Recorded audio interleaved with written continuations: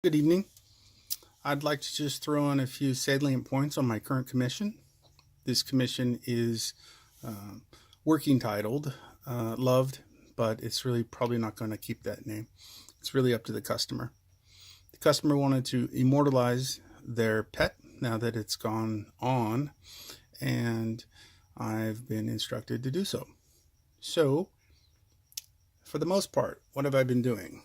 I have been pushing this head back and trying to get what I need to make it look like that. Now that's pretty obvious. But the challenges for me have been to take this position here, which is pretty much at 4 inches in depth, and push everything else back to here and here as well, of course. But here is the key point. You have to get the distance between the nose and the forehead correct so that everything else in between, the bridge of the nose, the cheekbones, the cheeks, the skin folds all around this area, those all have to look correct when it's all done. And if I had tried to make this distance any less, it just wouldn't have worked. Now, at this stage, I believe that this distance from here to here appears too much, and that as the shining light goes off of the dog, this area here appears to be quite a bit thinner than here. Now, these contours are correct, but they're just not in deep enough. So I'll be working on cutting in further into the creature so that I can get this to narrow. As for the body itself, this area here is skin and fur over the top of the collar, so I had to leave all of this out and around here. So I'm going to be pushing this collar quite a bit further back and then making the contours fit for the rest of the dog as well. The eyes, there seems to be some distance between here and here. That's because this eye isn't really completed yet. But the distance between this eye and the side of the head is correct. So I know, and so the eyes from the distance from here to here is correct, from here to here is correct, and from here to here is correct. So now I have to just make sure that all of this is correct. Once that's done, I'll know that the distance between here and here, meaning the middle area, is correct. After that's finished, then I just need to contour it to make it look correct.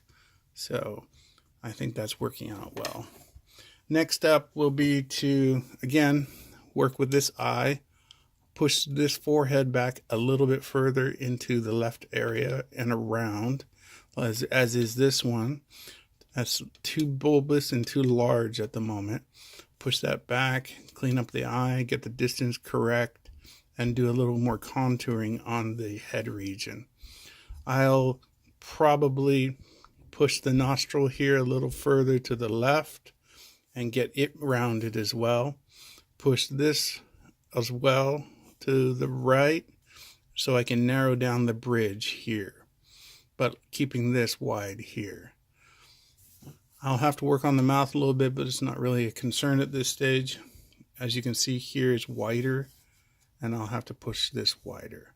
I'll just round it off here a bit and get a little more territory in here to work with. We've got some of the contours here, but I believe this has to drop a bit more too. The ears are pretty okay, I think. I mean, they'll be cleaned up and detailed at one point. Then I'll have to get this fur over the top of the collar, and then of course the dog collar as well. This plate, it'll have the dog's name on it, and that'll probably be the name of the carving. I have to push a lot of this back underneath the head, under the jaw region, round off a lot of this stuff and cut it down as well. And once they're rounded off, they'll look more like wrinkles in the skin as they're supposed to be. And then I'll cut this up, clean this up as well, and for the most part, that'll do it. Really, at that stage, it's going to be making it look like the dog has fur.